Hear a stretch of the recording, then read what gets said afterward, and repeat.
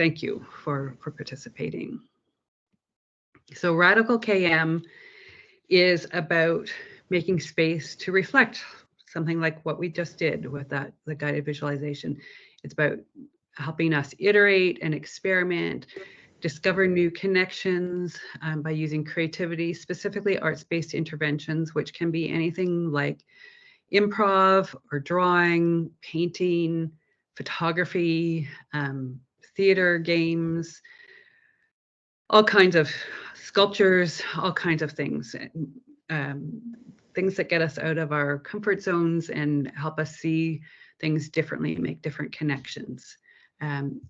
These kinds of activities help activate sustainability mindset behaviors and sustainability leadership behaviors. And so among other things, which I'm going to share a little bit about today with you. So the world has changed. Every day it seems to change. There's something new that we have to deal with.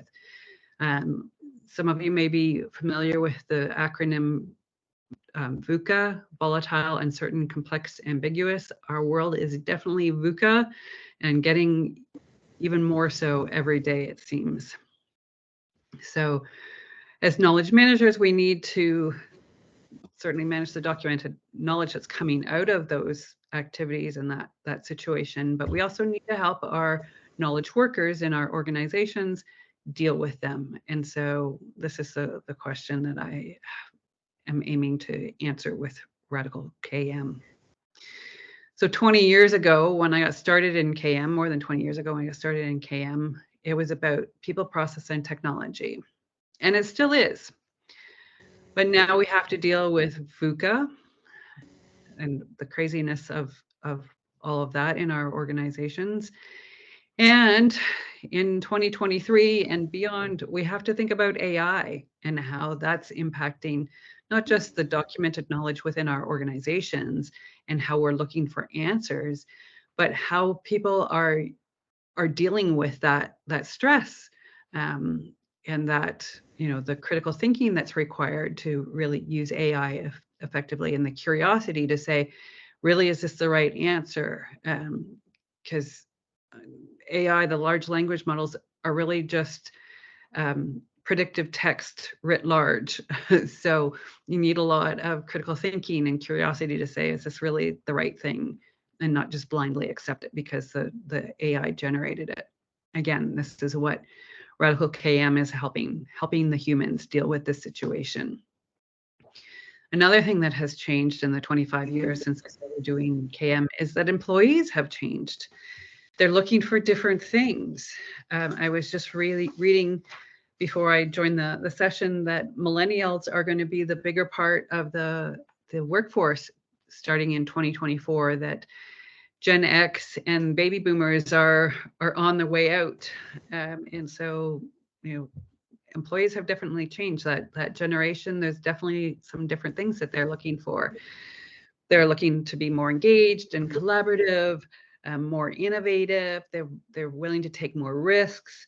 They're trying to get away from some of these old industrial age models. They want to be coached and not managed. They definitely don't want to be micromanaged. So again, how do we, as knowledge managers, help enable those behaviors? Knowledge management definitely has a role to play in that. And so the question when I started looking at all of this stuff more than 10 years ago is, who can we learn from? And what skills do we need to cope in this environment? And the answer that I came up with, both from my personal experiences and articles and books and things that I've read over the last 12 years, is artists and creatives have a lot to teach us. And this is unfortunately something that's been educated out of us, because that industrial age thinking said, oh, being creative, being artistic, that's just for special people, you know, that, or special situations. That's not something that belongs in our organizations. And yet to deal with VUCA, it's exactly what we need. Artists and creatives have this artistic attitude and artistic practice that enables curiosity and passion, confidence, resilience. It helps them perceive and look at things differently, reflect, playfully try new things and figure out what works and what doesn't work, perform it again to get more feedback in front of an audience or stakeholders in the case of organizations. And so it's continually changing and iterating, and this is what we need. It's continuous learning, continuous improvement, both things that are knowledge management, touch on knowledge management, involve knowledge management in our organizations. So this model comes from a book called Creative Company that was published by Dirk Dobé and Thomas Copeland. They're here in Germany, and so the original book was in German, but it is available in English. So sadly not Hungarian, at least not yet. So creativity is what distinguishes us or differentiates us from AI. I'm sure that there are some people that would argue with me. In fact, I know there are people that would argue with me that AI creates art. It doesn't, at least not from my perspective. It's just copying things that have been done and mimicking things that have been done. It's not creating anything new the way a human being creates something new by taking disparate things. And I often use the example of a painting that I created a few years ago now, and I was trying to express opening up. And I asked myself the question, what opens up? Zippers open up. And so I started sewing zippers into my paintings, cutting them and sewing them in. And a curator here in Berlin said, where did I get that idea? And I said, I didn't get it from anywhere. I made it up. I asked myself the question, and then I thought about how to sew zippers into the canvas and paint and incorporate them into my paintings. Like AI would never have done something like that. AI would have looked at what's been done and said, oh, nobody's done anything like that. I'm just going to pick whatever's closest and mimic that. So if we really want innovation and new solutions to old problems, it's going to be humans, and we need to enable and enliven and bring that creativity back. And this is where the arts-based interventions come into play. So creativity enables sustainable leadership behaviors or sustainable behaviors. And so these are the sets of sustainable behaviors that I'm talking about when I say that. Sustainable mindset, having a sense of purpose, transparency, open-mindedness, seeing the interconnectedness of things, the importance of relationships. And when I got looking at all of these things that creativity enables, I thought, have we, in focusing on analytical and rational things, and like say I have an undergrad in accounting and an MBA in IT, I get the whole logic and rational thing, but have we taken away our ability to make sustainable decisions and have sustainable organizations when we have said creativity has no place in our organizations? And I kind of think that we have. And so it's time to bring it back in and make it part of our organizations again, so that we have these behaviors and we're making better decisions. So how do we become more creative? We do things like playing, arts and crafts, the arts-based interventions that I mentioned, but also things like meditating and just making space.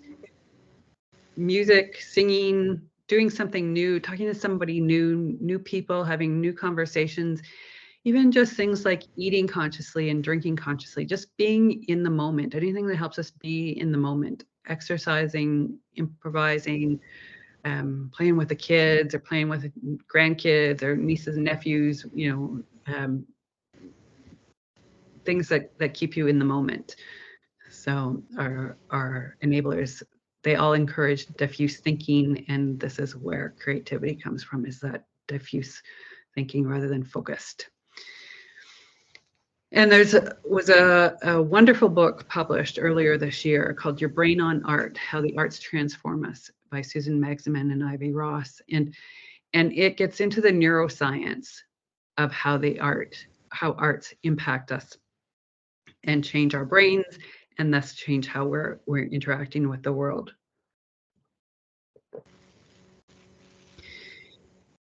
In the book, they talk about that arts support well-being, mental health, and we're also stressed lately because of VUCA and all the things that are going into VUCA.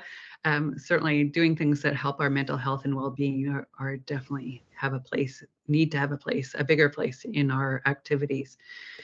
They also have a role in healing the body, partly through stress reduction, amplifying learning, which as knowledge managers, we need to be concerned about, and just flourishing and creating community.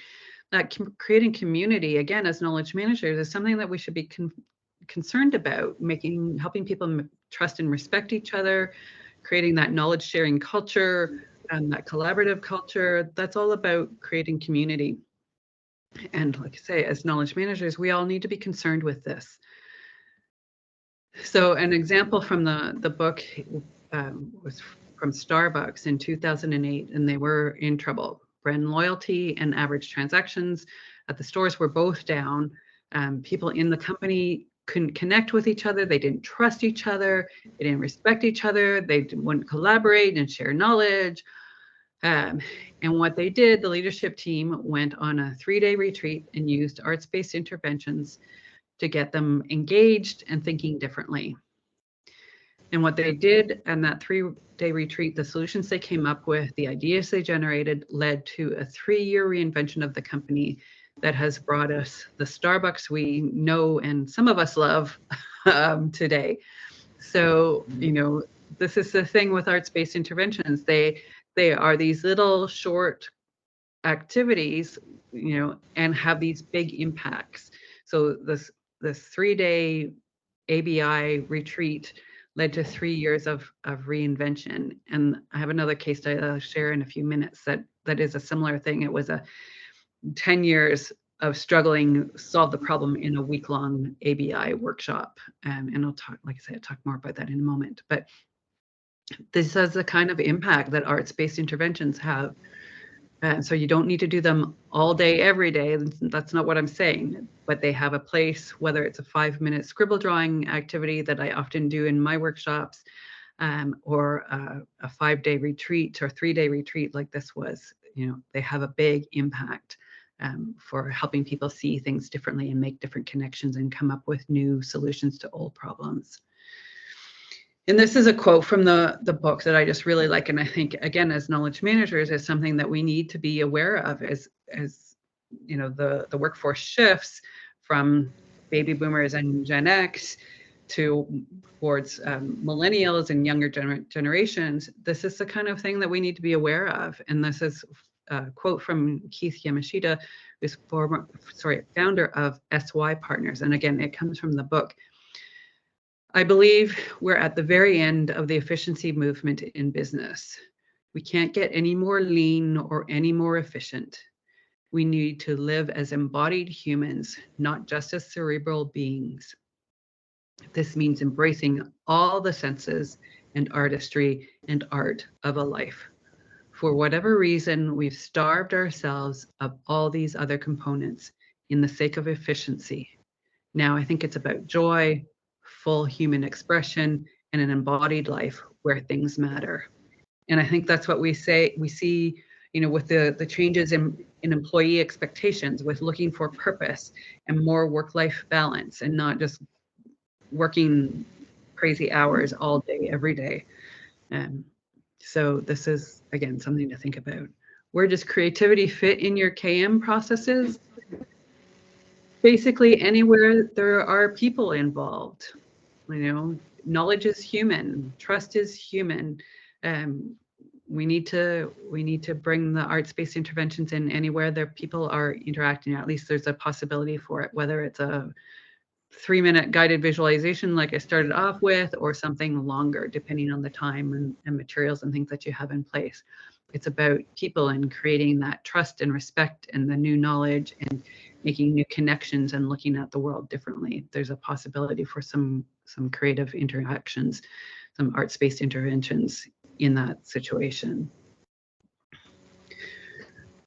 And why is this work important? Well, all the things I've been saying, but it allows us to experiment and come out of our boxes and comfort zones, which as the world becomes increasingly crazy, VUCA, we need to learn and innovate and problem solve better, quicker, not just keep doing the same old things because that's the way we've always done it. They relieve stress, they improve focus, they improve resiliency. Again, all very, very good things in a world that is full of stress and distractions and things that exhaust us and make us less resilient. So bringing in some arts-based interventions that improve all of those things is going to bring us better results to our organizations. It gives us the mental capacity to continuously learn. Again, something that knowledge managers, we should be concerned about is helping people continuously learn. It's great to have databases and systems, but we have to motivate people and give them the energy and the interest in continuously learning, and not being exhausted because of the pace of change. We need them to be curious and to iterate and to find solutions. So arts-based interventions enable all of those behaviors and help to motivate. Now, I get this all the time. People say, oh, but my organization's filled with engineers or lawyers or accountants, people that aren't going to, take well to this because they're very serious business people, and to that I say two things. A, they're human too, and would probably appreciate being a little bit more playful, even if they don't initially want to admit it. The other thing I will say is to start small. Start with people who are friendly and open to a new idea, trying things out. So start with your KM team, or start with a project management team. Start with a team that's interested and curious already, and start small. Start with little pilots, much like lots of organizations do with knowledge management anyway. This is just another knowledge management activity like communities of practice or lessons learned, or any of the collaborative processes. And arts-based interventions are just another KM process, just something to help create and share knowledge and problem solve. So, but start small. And some things will work better with some teams better than others. I often stop when I have a group of engineers. I have a book of improv games that are focused on engineering and science people. And so I'll often start with those rather than painting and work into the painting, although painting's my favorite thing. And there's a lot to be learned and experienced through the painting process. But I recognize where the audience is, where the people I'm working with are, and I start from where they are, not from where I am, and move them along that learning curve and that experience curve. So start small, build word of mouth, build stories, share stories, and it will grow and snowball, and you'll get those naysayers on board in no time. So this is a case study I mentioned a minute ago. It's from the Danish government. It's from about 10 years ago. It was published in a book in 2016, I think. And what happened was the Innovation and Knowledge Sharing Department, so IKS for short, in the Danish government was faced with a lack of collaboration and knowledge sharing between its two biggest departments, lawmaking and citizen services. Very important departments. They would not collaborate. They would not solve problems. They didn't really effectively talk to each other. There's all kinds of silos and politics and inefficiencies and ineffectiveness and all kinds of bad behaviors happening. They had been trying to solve this problem. They'd been trying to draft a law for 10 years, and they couldn't work together to solve the problem, to draft the law. And so the IKS team was tasked with solving this problem. And so what did the team do? They created an organizational studio. They actually spent a year preparing the space. So buying art supplies, buying tables, setting things up. They developed a process framework to use for facilitating interactions. And the first team that they piloted the space with were these two teams, the lawmaking and citizen services. And the results were strikingly good, is what the case study says. And so what happens when the results are strikingly good? Everybody hears about it. Everybody else wants to try. So this problem that they'd spent 10 years trying to solve and couldn't was solved in a week in this facilitated process in the studio. So you have 10 years of staring at computer screens and playing political games, or a week being in the same room with people playing with paint and experimenting with different modalities and improving communication and collaboration, and they solved the problem. So, you know, you can imagine that other people, when they got wind of this, they wanted that too. And so the room ran successfully for 2 years, and they were able to solve issues and problems that users said could not have been solved in any other way. Sounds amazing, right? What do organizations do when they have an amazing solution to intractable problems? They shut it down. And I say that tongue in cheek, but not really, because I've seen it happen all too many times with knowledge management programs. There was a reorganization. They changed office buildings. The IKS department was disbanded. Because of the changing office buildings, they lost the studio space, and the facilitation framework, they lost it all. It just disappeared. So, which is heartbreaking. But this is what happens. It doesn't mean that it wasn't successful. I have sometimes people get upset that I share this case study, but it also shows that the data, everybody always says, oh, but the data, there's no data. There is data. And there's case studies like this that show that there are data, that it solved problems. When programs, whether we're talking about KM programs or arts-based intervention programs, when they get shut down, it's not about the data, because the data is there. It's because it challenges the status quo. And that's what we need to be aware of as knowledge managers, and how to deal with that. But that's a topic for another day. So at that point, I would like to stop and ask questions, or say we'll take questions in a second. I will share that there's some books, if you're interested in any of these are some of the books that have formed my thinking on this. And my contact information, if anybody wants to reach out and connect with me or have a virtual coffee, feel free to use my Calendly link to book a virtual coffee with me, or take a look at my website and things. So if anybody's interested in that. So I think Tibor has the slides, somebody has the slides, and can share them with you afterwards. So if we want to do questions, I'm going to stop sharing my screen so I can maybe see people. But yeah, so take some questions.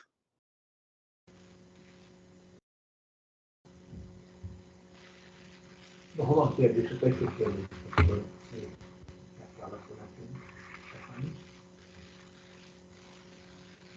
Are there any questions?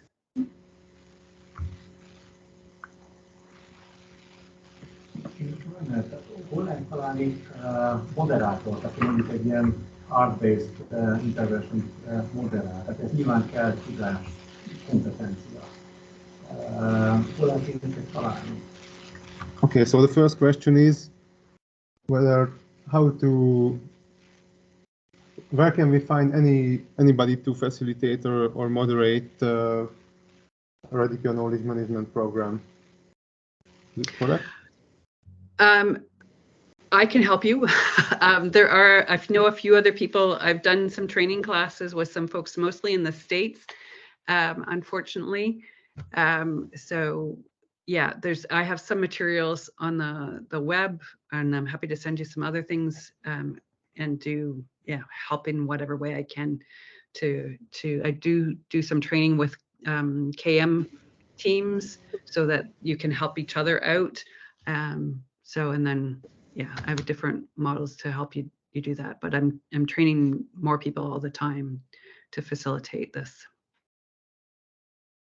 Esetleg egy hálózat, aminek egy iskolája, egy hálózat, ami felé el lehet indulni, esetleg több országban vannak, akik ebben működnek, vagy ebben képzettek.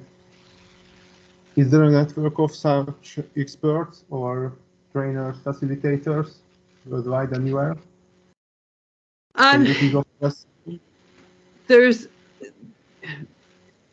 It's a very small network, but yes. Mm-hmm. And if I have a couple of groups on LinkedIn but it's a relatively new idea, so it's a small network. But if you reach out to me, I can share some information about that. So. Okay, thank you. Amor? Szeretném megkérdezni, hogy a módszer eredményességét befolyásolja-e a hallgatók kora vagy intelligencia szintje? Okay. Next question is, does the age of the participants affect anyhow the results of such a project? I think the older employees are a little more hesitant sometimes to try because they've had much longer careers in being in that industrial age mindset. I think, although I have run into younger people who, think I'm crazy too until they have it, and it's until they have the experience. So yeah, I'm not sure. It depends a lot on the organization, really, and the underlying culture of the organization. So thank you for Stephanie. I suggest the audience to give her a big applause. thank you.